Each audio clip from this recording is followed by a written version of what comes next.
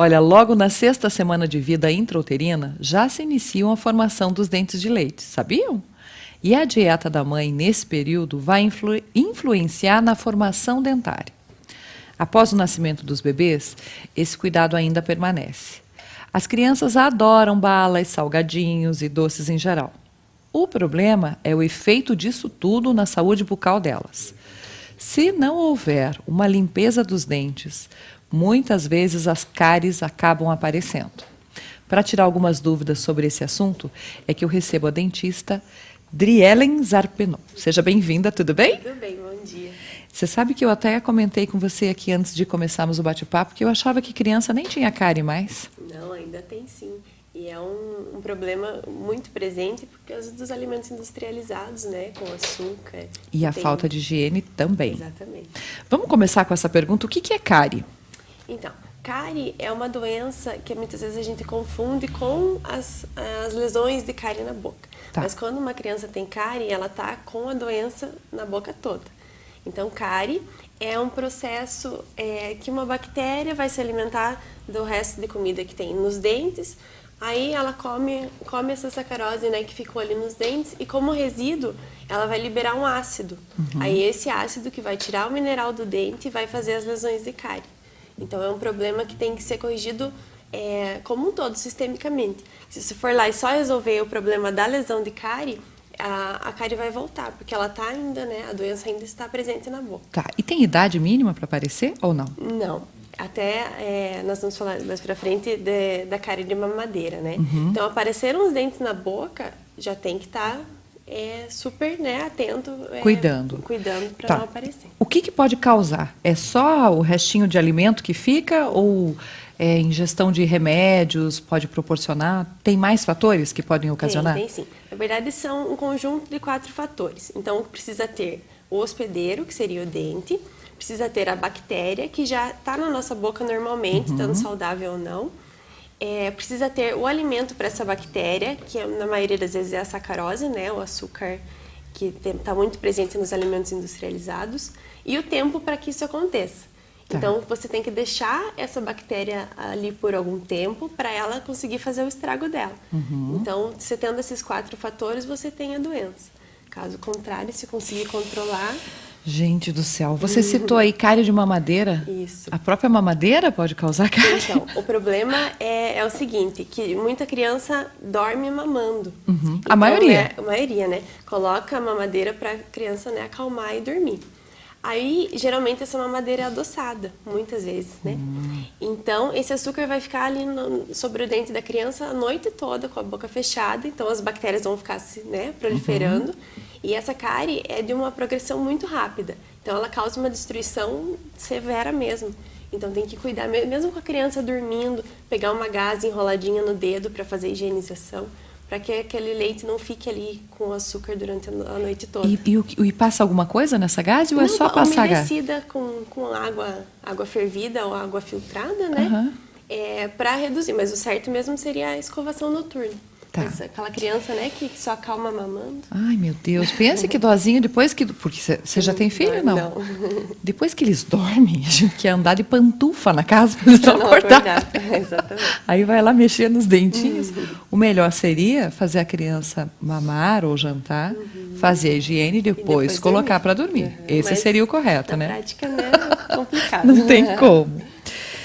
Aí vamos sair da mamadeira quando eles começam a se alimentar. Quais são os alimentos mais propensos a causar cárie? Então, nós temos 2 tipos de alimentos. Os alimentos favoráveis, né? E os alimentos que prejudicam. Assim, os alimentos, como você pensar numa bala de goma, então é um alimento, além de ter o açúcar, ele vai grudar no dente, né? Ele tem essa aderência. Então, esses são os alimentos mais perigosos, assim. Ou o salgadinho, que fica com aquele resíduo, né, grudado no dente. Mas, se você tiver uma higienização, né, adequada, não vai ter problema. Mas nós temos também as frutas e verduras que são adstringentes. Então, legal. Elas não substituem a escovação, mas elas ajudam a limpar os dentes. A maçã, por exemplo, ela é um alimento que você come e ele, pela textura, ele ajuda, né, a fazer essa higienização. Então, de repente, depois da mamadeira, faz comer uma maçãzinha. Mas também tem a frutose, Brincadeira, né? Também tem açúcar, mas ela ajuda também. Os bochechos são importantes para a higiene? Então, eles são importantes, mas não são essenciais. Então, eu costumo dizer que o melhor amigo dos dentes é a escova macia mesmo. Porque se você acaba colocando toda a sua fé no bochecho, então ele não tem capacidade de conseguir estabilizar uma doença de cárie. O que importa mesmo é a escovação mecânica. Então, nós vamos falar, né, da quantidade de flúor, mas com um pouquinho de pasta e fazer essa escovação mecânica. Até os 8 anos, os pais têm que acompanhar essa escovação, reforçar, por causa da coordenação motora da criança, né? Mas o bochecho, é que às vezes você receita um bochecho, e a pessoa escova de qualquer jeito e faz o bochecho e acha que ele é um resolveu. complementar. Exatamente. Ele não substitui a escovação. a mais, isso. Você falou de escova macia, é melhor a escova macia do que a durinha? A escova macia é a indicada, porque a escova dura, além dela tirar um mineral do dente, ela machuca a gengiva. Então, só a escovação macia, a escova macia ela já é suficiente. Porque o objetivo não é você... Claro que a escova mais dura te dá a sensação de dente dá a impressão mais que limpa melhor, né? Mas o objetivo é você desorganizar aquelas colônias de bactérias. Então, você fazendo a escovação com o tempo certo, porque às vezes a gente cronometra lá, você não leva nem um minuto para escovar o dente. Então, é uma coisa que a gente faz e acaba fazendo muito rápido. Então, se você fizer uma escovação com o tempo adequado ali, leva pelo menos um minutinho para fazer. Com a escova macia, já está excelente. Tá, você falou do flúor. Que maneira que a gente dosa o flúor para criança? Nós temos o problema da fluorose dental, né, nas crianças. Então, o flúor é muito bom, é importante, só que ele tem 3 vias para agir no nosso organismo. Então, tem o flúor que a gente coloca na boca e faz o bochecho, então ele age diretamente ali no dente, ele ajuda a remineralizar essa perda de mineral que o ácido, né, da bactéria tira. Ou ele vai se você engolir um pouco, claro que tem na água de abastecimento, você sempre ingere nos alimentos, então você acaba devolvendo um pouquinho para a saliva, né, por via sistêmica. Ou, quando a criança está com o dente em formação, principalmente os dentes permanentes, então até ali os 6 anos de idade, o flúor, quando vai para a parte sistêmica, para o organismo, ele acaba substituindo o cálcio. Aí é um problema, porque o dente vai ficar enfraquecido, vai ficar manchado, aí que é conhecida como a fluorose. Então, nós temos que cuidar muito para as crianças, porque pasta de dente, né, que tinha Tândido, né, a gostosa, né, você acaba ingerindo esse flúor, né, ou a criança muito pequena que não tem ainda coordenação motora para cuspir e ela acha gostosa, ela engole. Ela engole. Então, de crianças menores, fazer a escovação com a pasta sem flúor que tem no mercado. E daí você coloca ali 2, 3 vezes por semana a pasta normal, mas em quantidade pequena, um grãozinho de ervilha em cima da escova. Menor. Isso eu ia te perguntar, a quantidade de creme dental não interfere?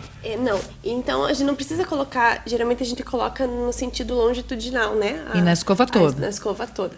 E coloca no sentido transversal, que já é suficiente. Para não ter essa ingestão de flúor, né, principalmente nas crianças, que é prejudicial. Que é perigoso, né? Outra coisa que eu queria te perguntar até não está na pauta, mas eu acho importante isso. O selante é um protetor, não é? Exatamente. Com que idade já pode fazer selante? O selante, a partir do momento que começam a aparecer os molares descidos, que é ali por volta dos 10 anos, 9, 10 anos, ele é importante, mas em determinados casos. Então, principalmente assim, em criança rebelde, que não gosta de escovar, ou que não deixa a mãe ajudar. E hoje em dia não se faz mais, como antigamente, selante em todo mundo. Então, são selecionados os casos de necessidade mesmo, ou dentes com anatomia de sulcos muito profundos, que vai parar alimento e é difícil, né, a escovação. Então, é importante levar a criança no dentista mesmo para ver a necessidade. Fazer uma avaliação. Tá. Com que idade elas devem começar a fazer a higiene sozinhas? Então, é importante assim, desde que a criança é bebê, não tem dente nenhum, fazer essa higienização com a gaze que eu comentei, para a criança já ir se acostumando com essa interferência ali na boca dela. Tá. Porque a boca da gente é uma região muito íntima, né? Então, a criança tem que ir se acostumando com esse toque, com essa invasão. E Então, quando começam a aparecer os primeiros dentinhos, é importante que a mãe ou o pai está escovando, a criança está com a escova na mão. Tenha 2 escovas, uma para ela brincar e uma para fazer a escovação correta. Porque aí ela vai se adaptando, vai virando um hábito para ela. Tá. Então, e ela pode fazer a escovação sozinha, mas até os 8 anos de idade, o pai e a mãe tem que fazer de novo, tem que tá em cima, porque a coordenação ainda não é 100%, o suficiente, exatamente. né? Adriele, a gente sabe muito da importância do uso do fio dental. Mas para ensinar os pequenininhos a fio dental é difícil, né? E os adultos também a conscientizar a usar, né? Porque é um procedimento chato, né? Mas se ele for feito uma vez por dia, tirar o tempo que você tem a escovação com um pouquinho mais de tempo, né? À noite, principalmente. Você fazer uma vez por dia passar o fio dental, porque às vezes você escova o dente, assim, você acha que foi a melhor escovação. Você vai passar o fio dental, você vê que ainda tem resíduo, né? Tá. E para conscientizar as crianças, você só pedir para elas cheirarem o fio dental, mesmo depois de escovar os dentes, porque fica aquele cheiro de podridão mesmo, porque o alimento fica uma boa dica. Apodrecendo no meio Aí, dos de repente, dentes. eles percebem, né, que aquilo é uma coisa prejudicial para a saúde da boquinha. Exatamente. Então, a partir do momento que tem dentes um colados no outro, já precisa do fio dental. Até quando é pequenininho, né, tem os dentinhos da frente só, se eles são grudadinhos e a escova não consegue alcançar ali, já precisa do fio dental. Tá. Eu vou fazer um comentário com você que, para você que é profissional da área, você vai até se assustar. Mas eu já ouvi pessoas de classe média alta falarem assim: ela está com uma carizinha, mas esse dentinho vai cair mesmo? Então não precisa levar no dentista. Exatamente. Que horror isso. Muita gente pensa que dente de leite é uma chance, né, para você aprender. Aí que chegam os de verdade, né? Só que assim, os dentes descidos, eles têm uma importância, não estão ali por acaso, né? Então, além deles manterem o espaço na arcada, porque cada dente que você perde, você tem uma movimentação óssea. Então, se você perder um dente de descido, um dente de leite, né, muito cedo, você acaba perdendo o espaço do permanente. Aí a necessidade da ortodontia, né, do aparelho mais tarde. E mesmo porque você comentou aqui, é um caso de saúde bucal mesmo. Não é porque só tem um dente contaminado que o restante da boca não corre esse risco. E você está engolindo as bactérias que você tem na sua boca, né? Elas estão indo para a corrente sanguínea. E um dente de leite, ele está com uma proximidade, né, muito, muito justa ali com os dentes permanentes. Então, se um dente descido tem a sua raiz ali contaminada, ela vai também prejudicar o dente permanente. Porque o dente permanente está em processo de formação, então é um momento muito delicado ali. Tem que cuidar e tem que avaliar. De quanto em quanto tempo a mãe que está me assistindo deve levar o filho ao dentista para uma avaliação ou para uma consulta? Se você consegue manter, né, a higiene do teu filho, consegue acompanhar ali no dia a dia, de 8 meses a uma vez por ano, é importante levar para ver se está tudo bem. Leva lá, não, está tudo certinho, ótimo, né? Só para tirar a dúvida.